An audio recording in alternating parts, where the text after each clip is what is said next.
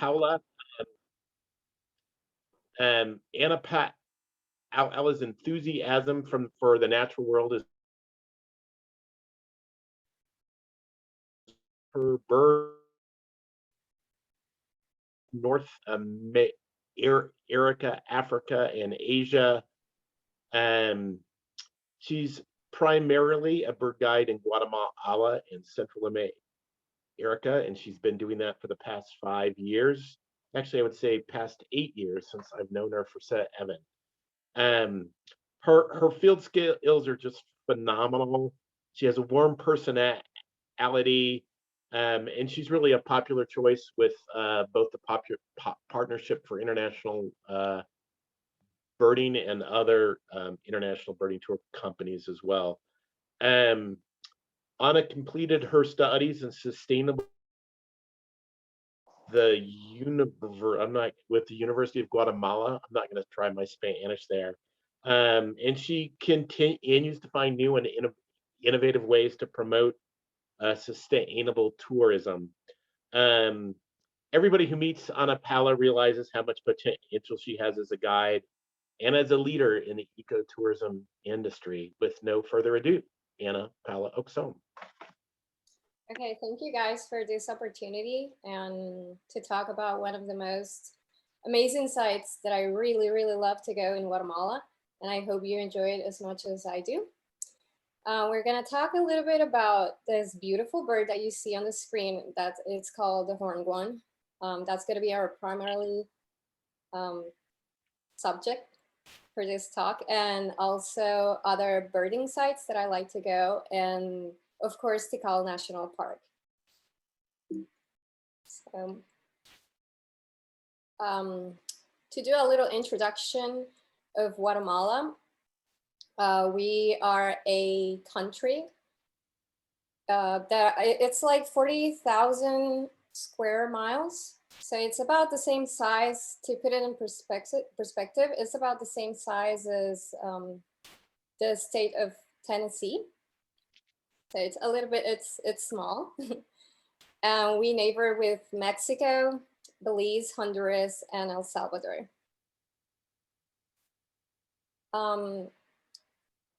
Guatemala is not only beautiful in terms of nature, but it's very rich in culture as well, which differentiate us from other Central American countries. Our culture is very alive still, especially in the highlands, and we're going to talk a little bit more about the highlands in this presentation.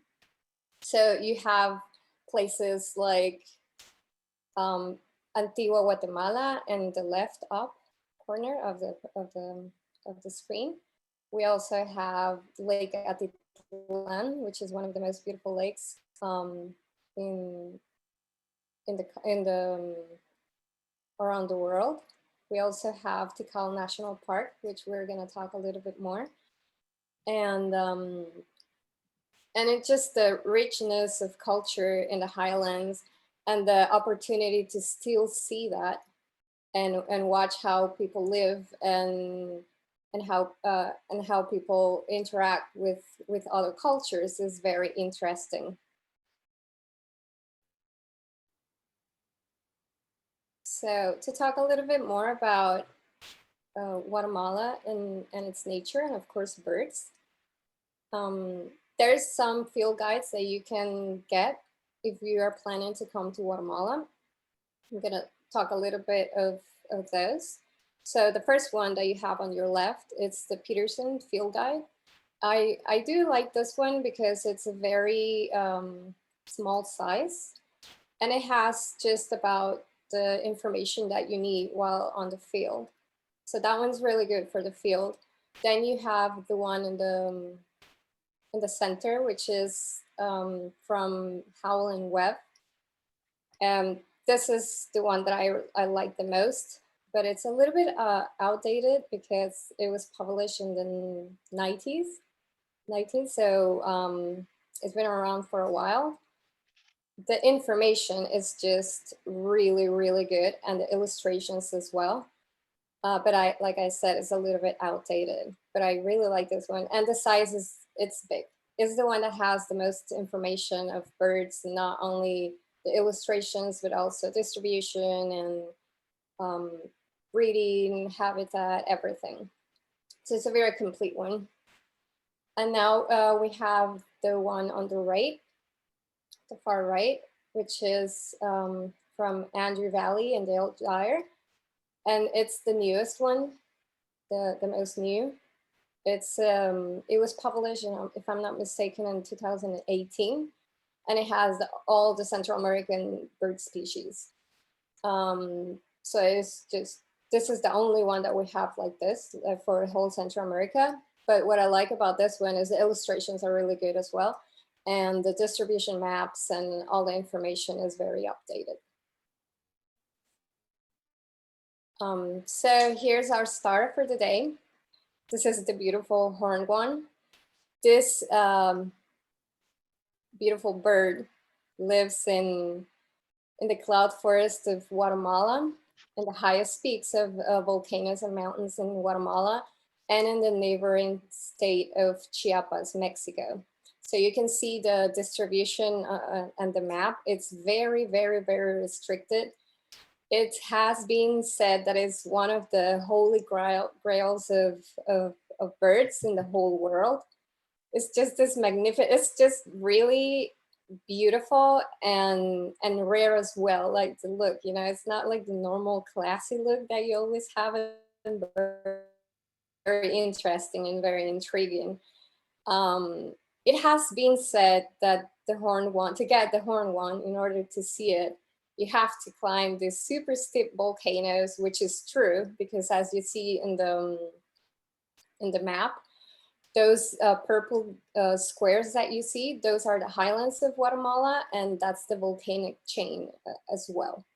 So yes, before you had to climb almost a great deal to see this bird, and some people would call it like the death march, the Horned Death March to get it. But there has been new discoveries of new sites that are more that you don't have to walk that much and are more easy to get to. And I'm gonna talk about those sites more. And of course, in my experience with this bird, so we have this is a monotypic bird. The male and females look alike. You can see they just differ in size and in the size of the horn as well. So yeah, it's basically unmistakable. It has this big red horn,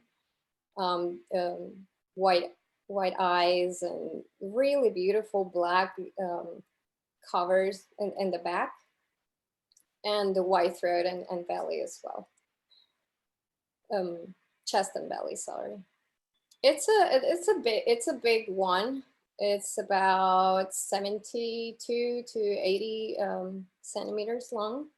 So it's a fairly big species. It loves to, it thrives in cloud forests from about 2,000 meters to 3,000 meters. And that's why they are almost always in the peaks of the volcanoes. Let's see what else. It feeds mainly on fruits, flowers, and some seeds on the ground. So doesn't like meat a lot. So we're gonna talk about these two sites that I really, really enjoy going to.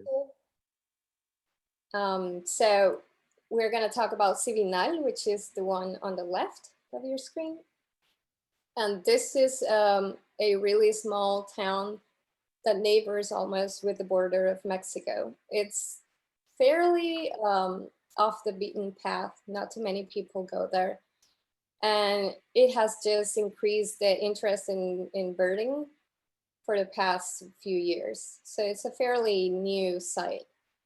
The normal sites that you would normally go to get the Guan would be next to near the mountains of the volcanoes in Lake Atitlan in Sololá.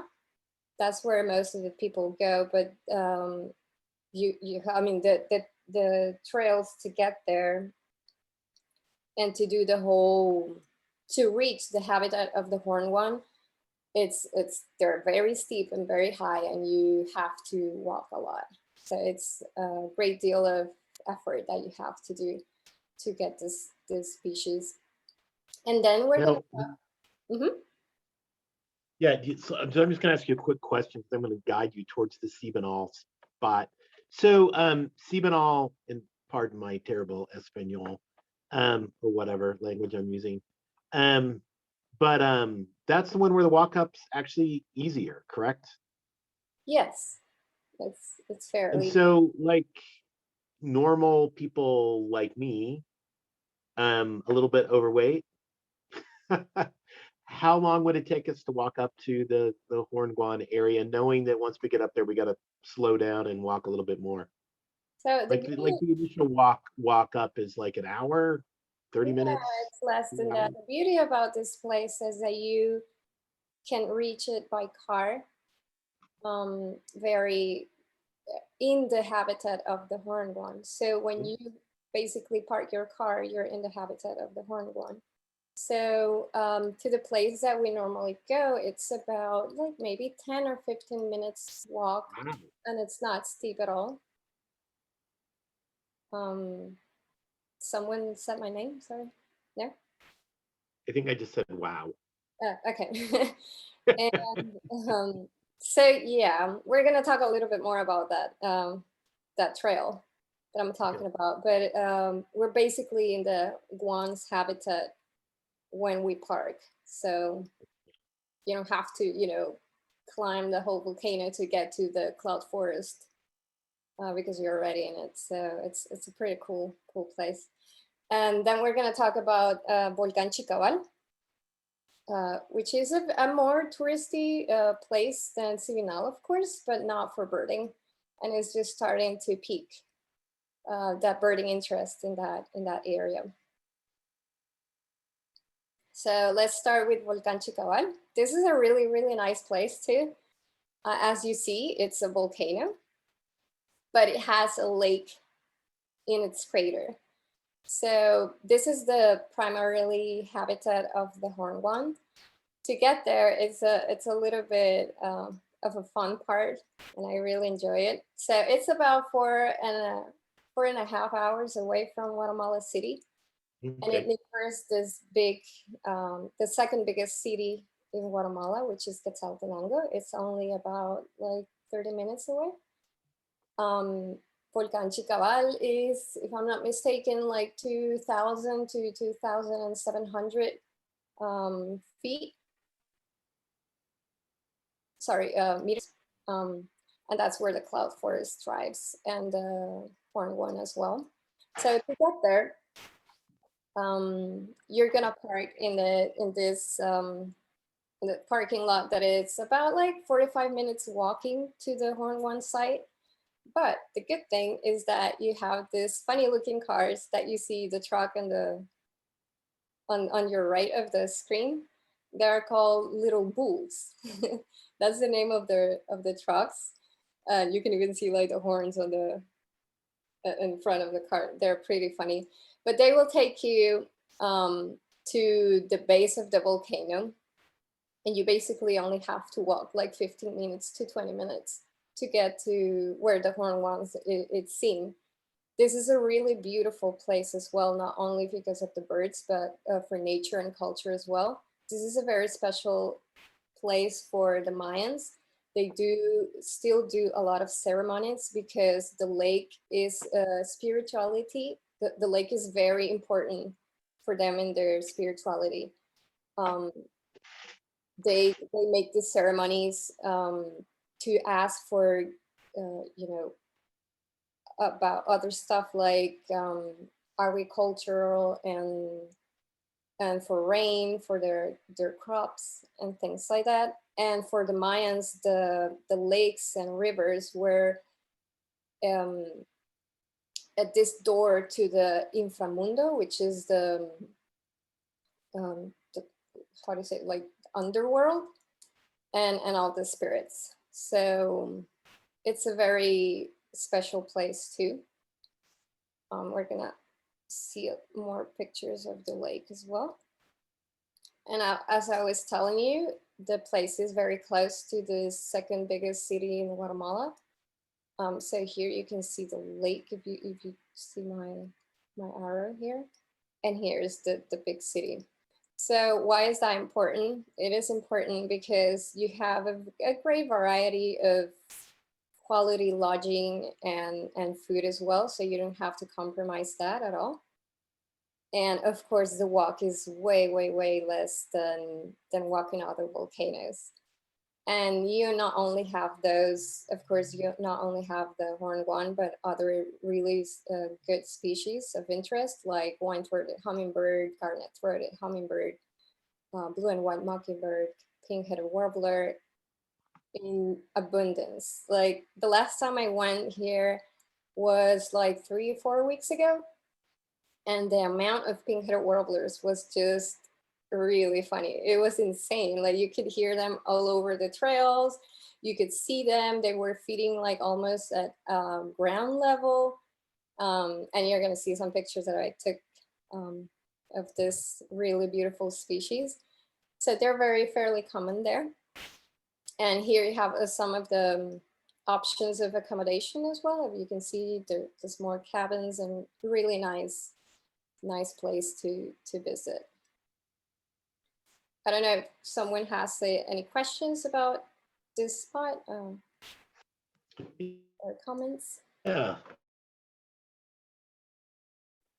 Let me look at those, and of course, feel free to like zip them in or let me know. So there was a thing about audio breaking up. You mind getting a little closer to the microphone, Anna? Yes. Could it be in mine? I'm rapping or not doing so well in Denver. Any other questions out there? Please feel free to unmute. Go ahead. I have a question. Through all different sites, do any of them having those lodges having hummingbird feeders, or are we kind of looking for hummingbirds in the woods? Yeah, we would be looking for hummingbirds in the woods. Guatemala, it's just about starting this new ideas of getting feeders for hummingbirds and other species. So most of the places don't have any hummingbird feeders as well. But the good thing is that they're fairly common, like in the woods, in the forest. It's fairly common to see the hummingbirds in really good light and eye level in places like Volcan Chicabal. So you just have to know where the flowers are, and so yeah, so you can get really good looks at the hummingbirds. So in summary, even though there's not a lot of hummingbirds at these sites, hummingbird feed eaters at these sites, and I know a couple other sites in Guatemala do have hummingbird feeders. Yes. But the flowering plants usually bring them in, and you get pretty good looks. Is that about right? And it also depends on the months that you're coming, right? So for the flower. What are the best hummingbird sites or months to come? So it would be from, let's see, November to almost like June or July. That okay. Most of the flowers. So sort of the regular season, give or take. Yes. Mm-hmm. All righty. Any other questions out there on the Horned Guan and this first site you talked about, this Volcan Chicabal? Did I say it right? Not even close. You did. You did good. Oh yeah, I'll be darned. Anna's like encouraged me to improve my Spanish for years, but she gave up about 7 years ago. Any other good questions out there? Feel free to text Examen or unmute. Okay, we'll move on to Sibenal. And hey, along the way, the question that I'm curious about, Anna Paula, is just difference in other endemics between the two sites. Are they about the same? They are about the same. It's just the amount of number of individuals of each species might differ, but they're about the same. They're the same habitat. So Anna, sorry, so do you stay in Shela when you're going out to the volcan? No, we stayed in a little village that it's about Okay. 15 minutes away from, and that's there's where a really good lodge is there. So you Cool. use that, yeah. So that way you don't have to like drive all the way to the city too, because as you know, Yeah, big cities, big traffic, and right. hassle. So we try to avoid that as much as we can. Nice, thanks. Okay, so we're gonna keep talking about Sibenal. So this for me, it's a very special place personally, and I really enjoy going. Since I first knew about it, I was dying. I was really, really dying to go. So this is a really, for the most adventurous, I think it would be a really good fit. It's off the beaten path at all, totally. And so Sibenal is this small town that it's close to the border of Chiapas, Mexico. It's in the base of Tacana volcano, which is the second biggest, tallest volcano in whole Central America. So it's basically a scattered houses where you see the one it's next to the road, and this small little town with scattered houses and beautiful, beautiful, beautiful landscape. I'm gonna show you a little time lapse of, this is actually the house of our local guide. And if you see where the clouds are and where the forest starts, that's basically where you see the guans. So they're, I wouldn't say everywhere, but they're very common. And this is another view while you're in the mountain looking for the guans, and you can see the volcano in the background. That's Tacana volcano. And it's just endless forests, you know, and really, really beautiful landscapes. Why I like this place a lot. I think it started when the first time I went. I was a little bit scared, to be honest, because it was a long way away from Guatemala City, which is like, it's gonna be like, if you do it straight, it's gonna be like 6 hours. So it's pretty far away. And I didn't know what to expect, right? Because not a lot of people have gone there. So I started packing and heading to this site. And when I arrived, the first thing that I noticed was the landscape. It is just amazing. It's really overwhelming to have the opportunity to be there on volcanoes, and the scenery is just beautiful. So I was just driving and didn't know exactly where it was. So it was a little bit of an adventure. And then when I reached the point, I was like, okay, this is it. And it was just basically like just a few houses. So I stepped down, and the first thing that happened is that I was greeted by a group of kids, and they were really intrigued about me and why, like, this young lady with this huge big truck is coming here with this weird equipment, because I do bird recordings, sound recordings. So I have this kind of funny parabola, which is like a big dish, a plastic dish. So they were really intrigued about it, and then like the big camera and everything. So they got brave enough and started talking to me, and said, one of the kids said, so why are you here? Why are you coming? And I just said, because I want to watch birds. I like birds, so I want to watch some. And she just went like, oh, you're here for the Horned Guan. So I started laughing, because they have so engraved the importance of this bird, not only for them, but for other people, that they know already about it. And that was really impressive. Like that never happened to me before. And so we started chatting more, and she was like, yeah, the pavon, which is the local common name that they have for the guan. She said like, yeah, we almost always see it when we go and to feed the cows. So they let them loose for them to grass. They're feeding as well. So we see them up in the trees, and sometimes we even see them flying from one mountain to another one. And when I heard that, I was just amazed, and I was like, I'm in the right spot for this. So they knew all about it. They knew how they look. They knew like how many they would normally see in a day and where to look for. And I thought, like, if the kids know this, I bet the local guides know as well. So I started walking to the little cabin that you see on your right. This is the basic accommodations that are inside. There's other lodges, not lodges, hotels, I would say, 45 minutes to an hour away from the place. But if you really want to get the feeling of it,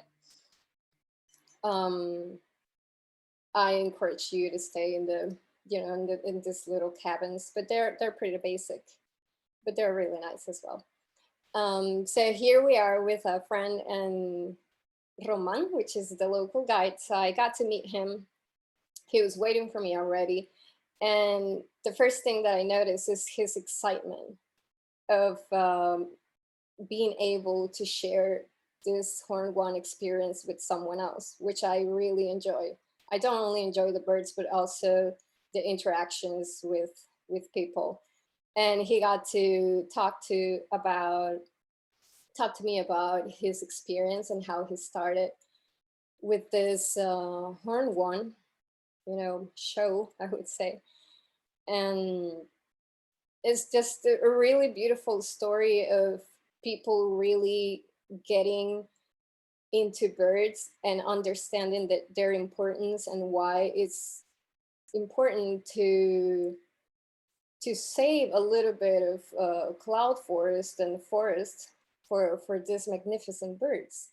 And his path started like 11 years ago with this. He was a guide for the volcano. So he would do treks to the volcano.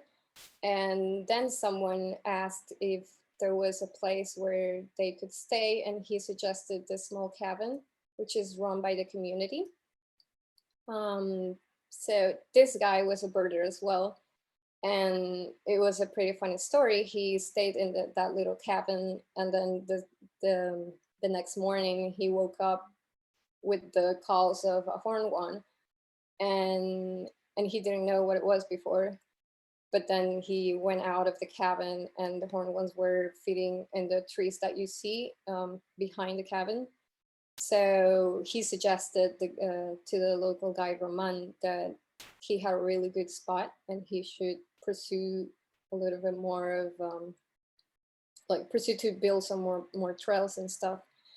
And Roman started birding and he really liked it. Then he started working with this NGO to do some monitoring on the Horned Guan, and that's how his story started. And the beautiful thing is about that it completely changed his mind of the way of thinking about the forest and nature. He started to protect it. So he has about like 27 acres or more. There's, I think it was like 60 acres actually of cloud forest, which is behind his house.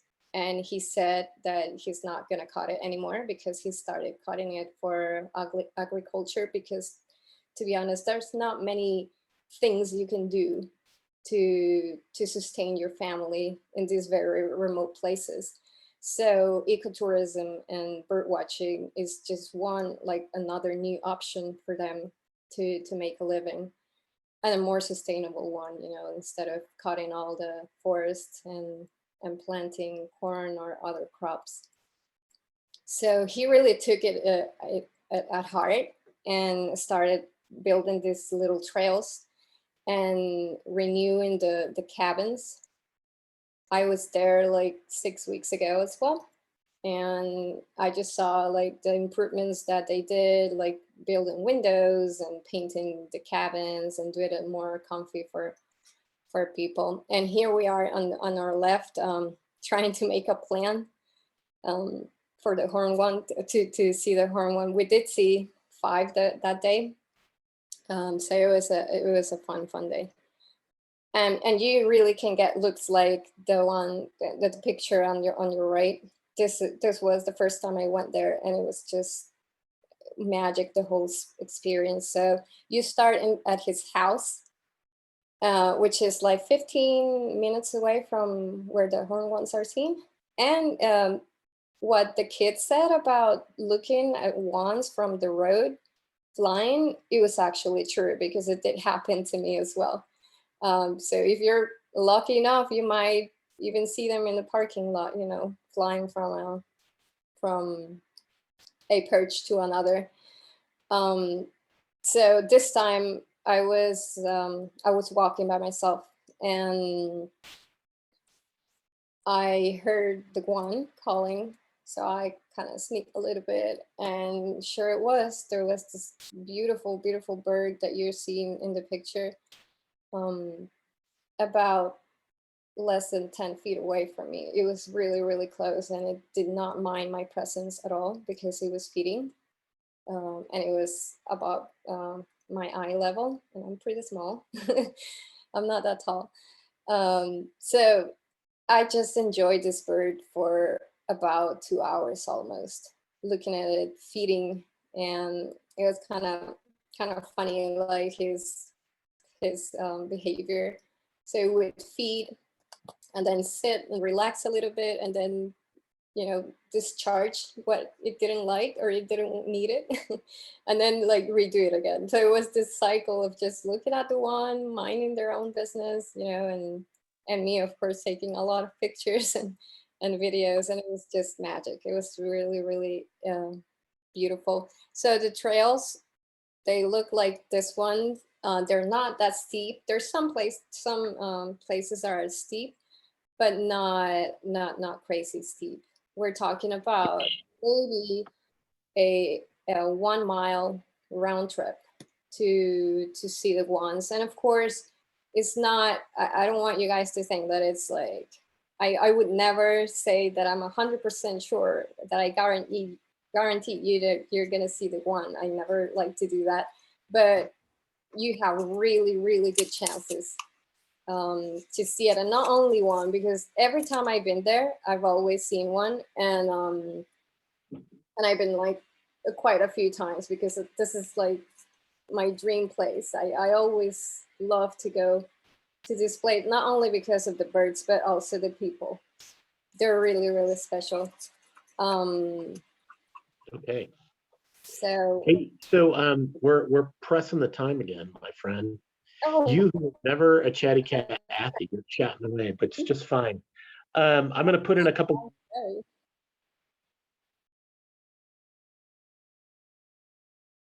after this. I can't hear you.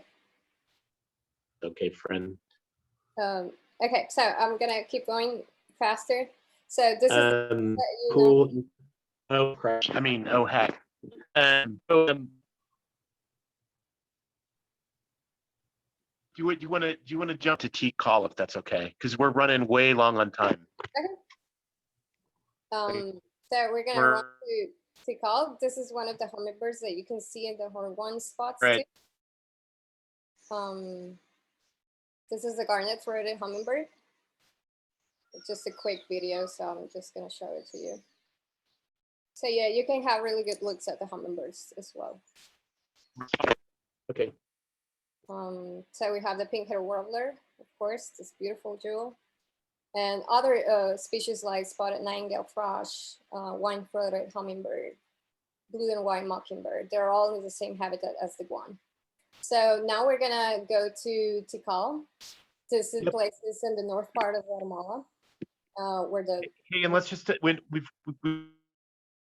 got a couple questions about rubber boots, and I might have to go closer to my internet downstairs. But So they folks saw the rubber boots on the thing. How do you need rubber boots to go up that trail at either Sibenal or Volcan Chicabal?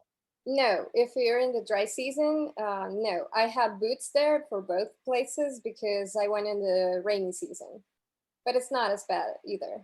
The Right. yes. So Yeah, no, and the boots are for mud in the rainy season, not really for snakes or anything else. no. It's just mud. It's just mud. Mhm. Yeah, so mud in the rainy season, but the dry season, just a good pair of hiking boots will do the trick, correct? Yes. I gotcha. We'll just take a few more minutes for a few more questions about Horned Guan and Sibenal, and then we're going to move on to Tikal, and we'll see if Anna can do all of Tikal in 20 minutes time. We extended the last video conference to go to Tikal, and then And then we didn't go. she does love the Horned Guan, and there you go. I really. Any other questions about the Horned Guan or either of these two sites, Sibenal or Volcan Chicabal, if I'm remotely correct. Any questions at all?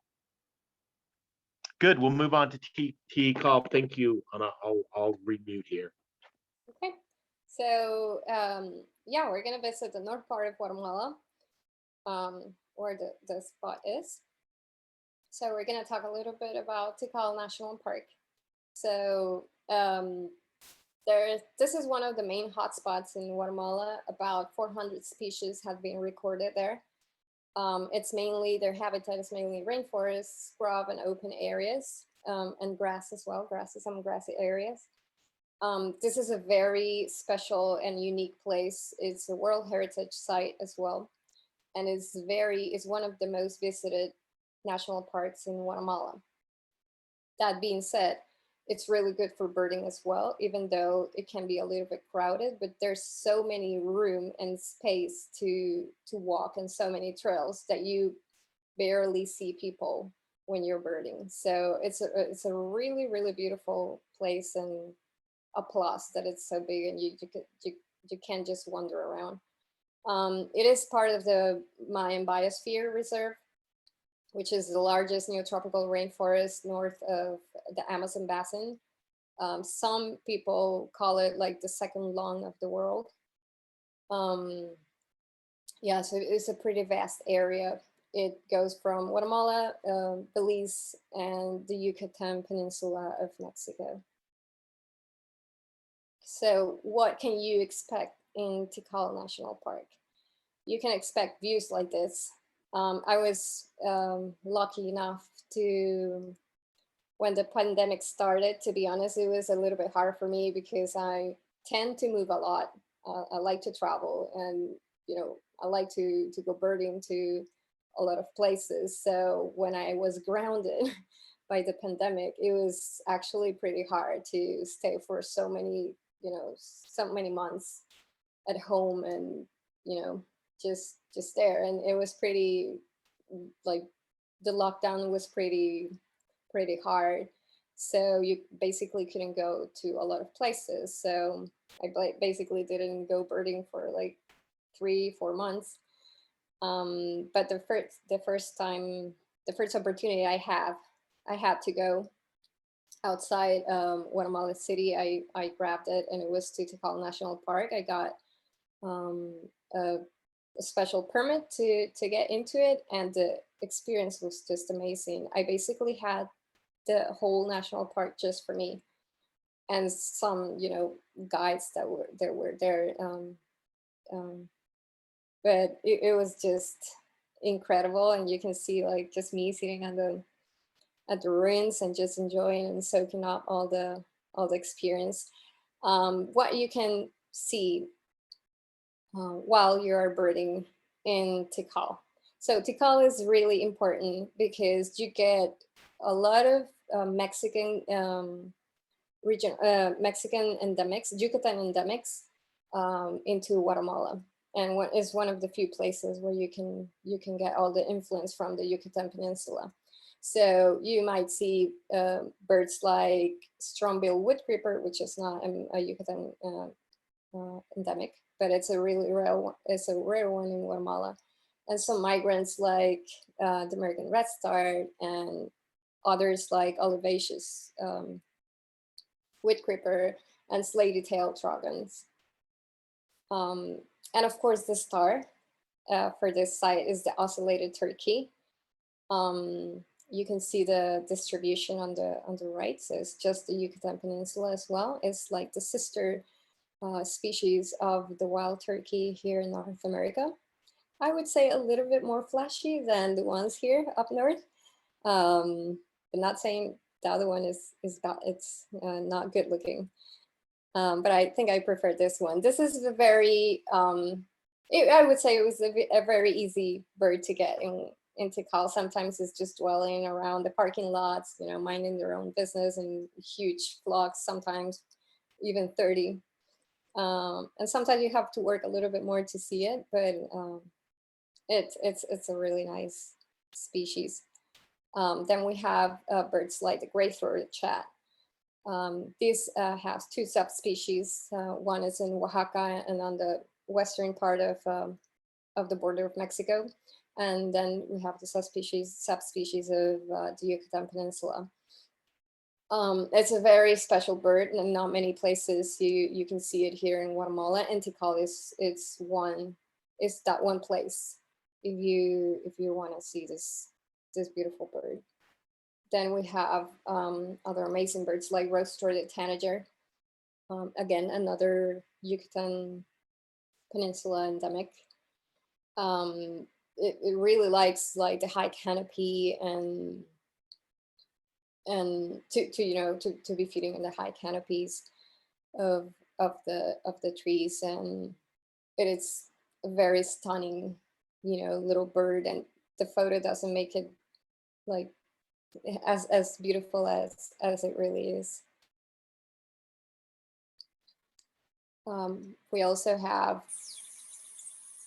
this cute little one. I don't know if you can hear it. It's gonna start calling. So then we're moving to the south part of Petén, to the savannas, which is this really rich habitat and is one of the most destructed ones in Guatemala. So there's just a few patches still, and they hold a great variety of birds as well that you won't get in the forest, in jungles, like in Tikal National Park, like this beautiful black-throated bobwhite, which is another Yucatan endemic, and it's also in the border of Honduras and Nicaragua, where the Mesquitia is. And it's a savanna species, and the savannas are really good too for other species of interest, like the black catbird as well, which is a very restricted a bird. And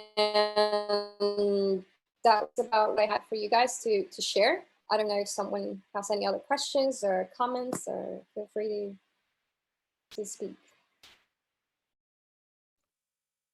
Hey, Anna, you just want to go back to the slide just so we have a little something to look at? Thank you, ma'am. Any other questions about Tikal National Park birding? And on a typically, how many species do you get uniquely to Tikal versus the rest of the Guatemala birding tour? I would say like 75 to almost 100 sometimes. Wow, so quite a different habitat. Yeah. And you call that habitat like rainforest or cloud forest, or what do you call it? It's jungle. It's like a rainforest. Yeah, so it's like a lowland jungle habitat. And different from the rest of the tour, which is mostly highlands. Yes, mostly highlands. And truly, I think the other thing that's cool about Tikal is the buildings themselves create shade over the trail. So sometimes you get birds right along the trail or right close in, and the shade just sort of lengthens the birding day. Have you? You're breaking a little bit, but yes, you can. That's one of the good things about Tikal too, that it has a really nice trail system, and most of it is covered with shade as well. So it's really good for birding most of the day, even in the hot part of the day. Right. Can you hear me okay, ma'am? I can hear you now, yes. Good, I'm close to the screen. A question came along, it's do we allow photographers on our tour? And the exact question is, do you allow photographers to travel with you? And the answer is, you want to do it, or you can handle that question. Yes, I would say at some, some sort, some level, yes, but there's other photography tours cater for only for photographers. So if you're really, hardcore on your photography, I would suggest you to get like a photography tour. But of course, I mean, you can definitely take pictures of the birds while on our tours, and it's just that we're not gonna, maybe I'm not gonna spend a lot of time with, to get the perfect picture. Well, Anna answered that a little different than me. So, I mean, folks with cameras make up 60-80% of our clientele now. But it is a birding tour, and so when it's time to get in the vehicle, you got to get in the vehicle and go. I wanted to convey. But you know, I find oddly, I don't think photographers do, like professional photographers don't deal with photographers, but photographers are welcome on all of our tours. It's just that they're birding tours, but people take a lot of pictures. Is that better, Sam? And we'll sort out what type of photographer you are, and we're happy to do private tours as well, which is sometimes better. But whatever, we're happy to make it work. Can I ask a question? Yes, please. So a mudmud. So the two special mudmud, one is the blue-throated mudmud and the toady mudmud. Mhm. Are those two like, how hard to get? They're fairly common. I would say the toady mudmud is a little bit more shy. So we do spend a little bit of time and effort to get that one. You can see that one in Tikal National Park as well. And the blue-throated mudmud is basically in all the highlands. So it's fairly common. It's not that hard to get it. Okay, thank you. Just I'm going to plug our other video conference as well. So about, I don't know, 6-7 months ago, we did another video conference on our main Highland Guatemala birding tour, and that talks a little bit about, remind me of the site, Ana Paula. We usually stay there for 2 or 3 nights. The coffee plantation, come on. Torrales, thank you very much. Yeah, and I've had both toady motmot and blue-throated motmot there, and I'm sure that I don't think we'd ever miss those 2 species on our Guatemala birding tours. Thank you for the questions. Any other questions? We would love them.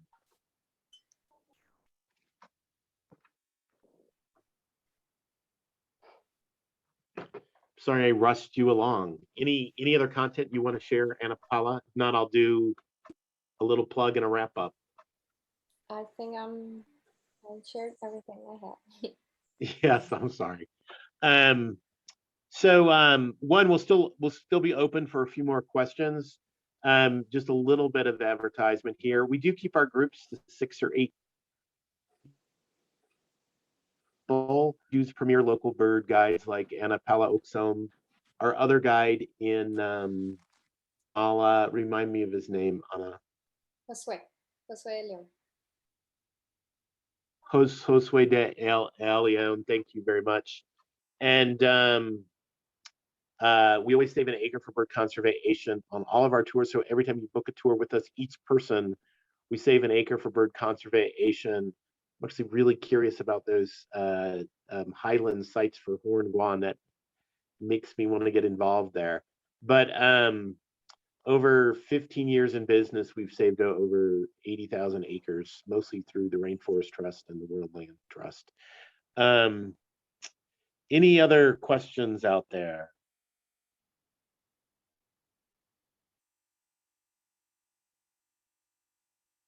Yeah, Okay. Charles.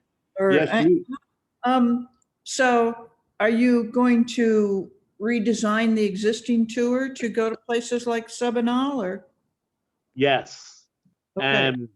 I have to say, the Sibenal, I believe the trip that we have with our friends from Houston, I will not name names, that trip is got what, 2 or 3 nights in the Sibenal area, something like that, maybe 2. Okay. Yeah, Okay. we're going to Chicabal, but yeah, in the Oh, future so that's the Chicabal site. to redo the extension. Okay, For the I Horned got Guan. you. Yeah. So we're gonna plug all that stuff in, and truly, I'm happy to send that itinerary to anybody who's curious about it. Anna has written it to some detail, and she loves to write itineraries, believe me. But it also gets all the endemics we get on the other route. So it's kind of exciting to get Horned Guan in the middle of the tour without and making it accessible for a lot more people. So that's pretty awesome. One of our competitors, and I won't name names, they tried to get that Tikal in the middle of the tour, stayed in Torales, getting those hard to hike places outside the highlands outside of Torales by Lake Atitlan. And I was told that over 10 years, only like 2 people, got up at 2 a.m. to get the Horned Guan. So I think many birding tour companies are going to be using these other sites just because a walk up Horned Guan is a sweet thing. Great question. Any other questions out there?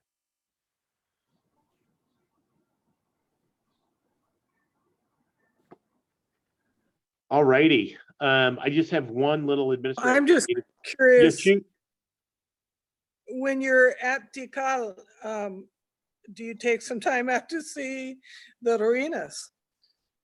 I mean, Yes, we normally use a local guide as well, and it's an archaeologist. So Cool. we do share some time, get some time to watch the ruins and learn a little bit more about them. great. while we're there. Yes. And do you spend time around Flores? Not at the island, you mean? Yeah. Not Is there- really. No, not really. But we do spend time on the lake shores for birding. Nice. Mhm. Boy, and I've got a question for a private trip that you have scheduled for January and February next year. And does that tour include the new Guan site? And I think the answer is we need to think about that, right? We need to do that. Yeah. We need to think about that, my friend. And I'm making a note of that right now, sir. And we will I don't have we'll any figure out how we accomplish that. But I agree with you, that would be a good thought. Thank you for asking that excellent question. Any other questions out there? Hey, and if we have, as you guys know, like pre-tour, I mentioned a client's name, but during the video conference itself, the actually recorded session, I don't think I used anybody's name, but if I did use your personal identification and you want it erased from the video conference, which will be up on our website and up on YouTube, please let us know and we will edit it out. And Anna's worked for me for so long. The we there is really Anna will edit it out because she's the only one in the group who really knows how to edit the videos. But yeah, if you need that done, just write service@pibird.com, and there you go. Any other good questions? Those were excellent. Hearing none, seeing none on my texts. I think we're a wrap. Let me just check the text, Anna. Nope, we're all set. Thank you all for your time today. Thank you for your time, Anna, Paula. No, thank you for the opportunity of sharing my beautiful